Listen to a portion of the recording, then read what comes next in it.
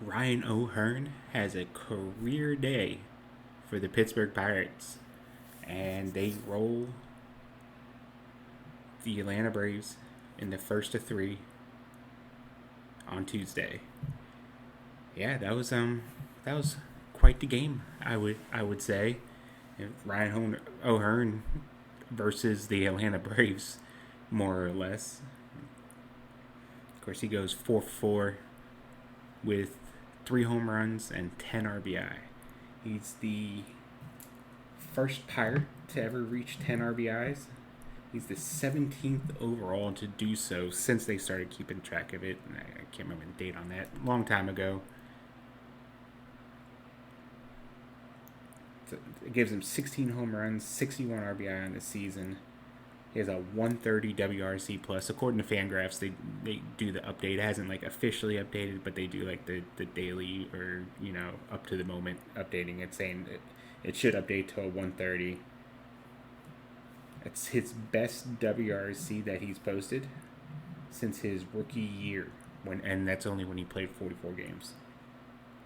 But I mean, O'Hearn's been everything that the Pirates had hoped. It'd been years since they had handed out a multi-year contract to a position player, and every bit worth it at this point so far. He's been, I mean, he's gone through a little bit of a rough stretch right around the time he coming off the IL, but outside a little bit of that, and I don't think I think it's fair for him to have one little stretch like that. But outside of that, he's been incredible. Everything that the Pirates could have hoped, and he's on his way to blow through some of his career numbers. His career high in home runs, 17. His career high in RBI, 63. And like I mentioned earlier, he's at 16 home runs, so he's one away from his career high. And he's 2 RBI away from his career high as well. Just a fantastic season. He's been able to hit in the middle of the lineup. He's been able to, while he maybe not how he was last year against lefties, and last year's numbers was kind of an outlier over his entire career. He hasn't been helpless. He has a 70 WRC plus, so it's something that you could still theoretically plug him into the lineup. Maybe not in a run producing situation, but still capable of being able to hold his own. Getting some playing time at first base with Spencer Horwitz out. And I mean, the Pirates needed some guys who can go out and have big games like this in situations that it's needed. Paul Skenes, he started, and obviously he's going through his own struggles, and the Pirates needed somebody on offense to kind of step up and kind of ease the burden off of Skenes to where he can kind of have a start to where he can work things out and stuff like that. And he worked things out. It wasn't always pretty. Wasn't always pretty. I guess that's just the. And he gave up the run in the first inning. Ended up giving up another one. But 6 innings, 8 hits, 2 runs, 1 walk, 4 strikeouts, 95 pitches. It's his first win since May, which, again, just kind of like he hasn't pitched horribly the entire time, but he clearly hasn't pitched great. Clearly hasn't been pitching to the level of, I'm sure, what a lot of fans had come to expect. I'm sure what even he's come to expect. So getting this kind of outing to where maybe still not everything is kind of going well, but he's able to work through it and get the outs needed to put the team in a position to win. Granted, with what O'Hearn did, it was not as dire to have a complete shutdown kind of start. Allowed him to, and he was able to work quickly through some of the later innings to kind of extend the start out. How did he get there? He got there mainly with the fastball, and which I think this start is obviously kind of speaks to like the kind of season he's having in general. Like he averaged 97 with the fastball. That's still a tick down from what he was doing last year. He threw it over 50% of the time. He threw it 51% of the time. Got 8 whiffs on 29 swings, which is a 28% whiff rate. For a fastball, that's good. That's good. That's above average. That's a miss rate that if you're missing that percentage of bats with the fastball, you're doing well for yourself. On the flip side, when they were making contact, that's where some of the issues are still lying, and I feel like that's the kind of issues that he's still having in general. And there's a lot of theories that you can throw out there with the fastball, with the velocity. It's always been a fastball. There's a lot of talk of the shape and stuff like that, and that which became less of an issue whenever he was throwing 100 and locating it wherever he wanted. Now that it's not 100, we saw games to where it was 93, 94. That means it's a lot more hittable, and hitters had a 94 mile an hour average exit velocity and a 60% hard hit rate. So 6 out of the 10 batted balls that were in play were hit 95 miles an hour or harder. Which, some nights you can probably live through that. These were one of the nights, especially when you factor in that he missed, nearly 30% of the bats. He was throwing strikes with it. Well, I guess we can't even say that. He only had 5 called strikes. It was in the zone. It was in the zone 54% of the time. It was a strike. Strike percentage was 71. So he was getting it in the zone. It was a strike over 70% of the time.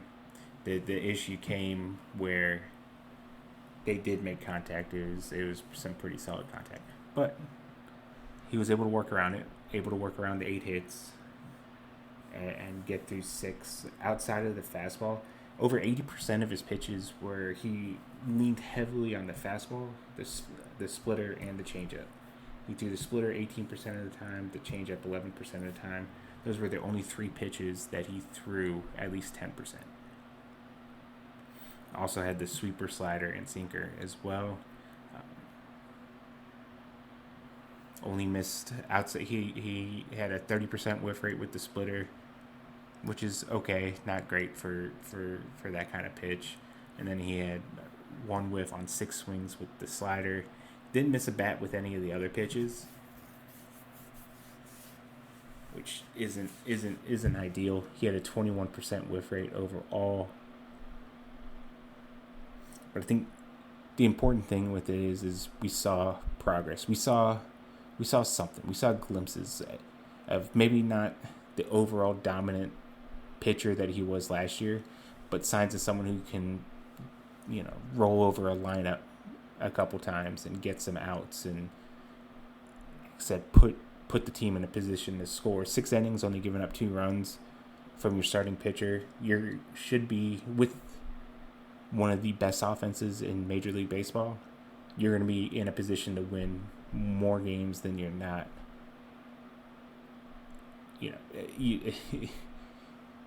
Even the games when you're not getting an historic night from one of your position players. Series continues Wednesday.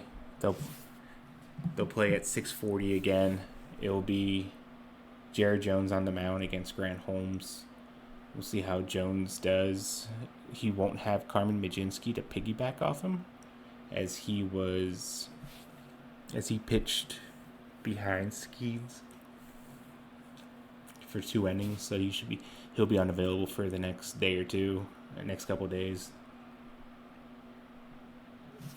And then Hunter Stratton made his Pirates season debut. Gave up a couple runs on 3 hits. Finally got out of the inning. So, good win, big win. Win they needed. Kind of set the tone for the rest of the series.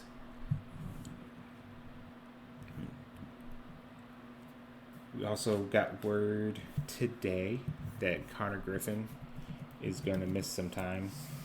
Missed a little bit of time earlier with the elbow.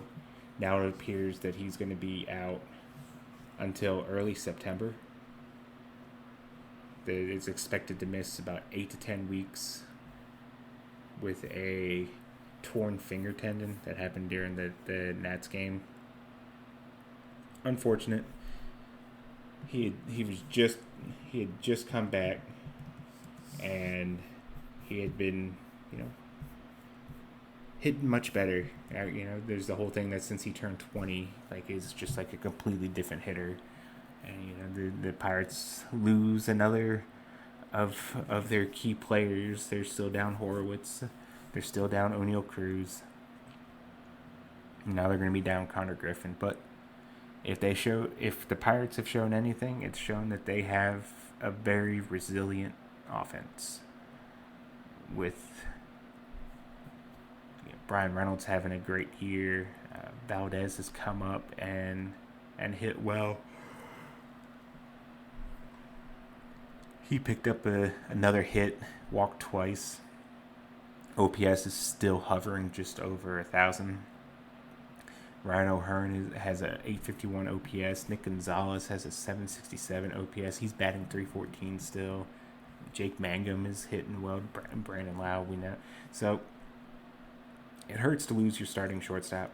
And I know the metrics aren't great for him defensively, but anytime you lose your starting shortstop, it's not great, especially for a team that has struggled defensively in general. And I do feel like, I know I've talked about it here, I know others have talked about it some, but I'm not sure the defensive struggles has been highlighted enough with some of the talk about the regression that the pitching staff has had.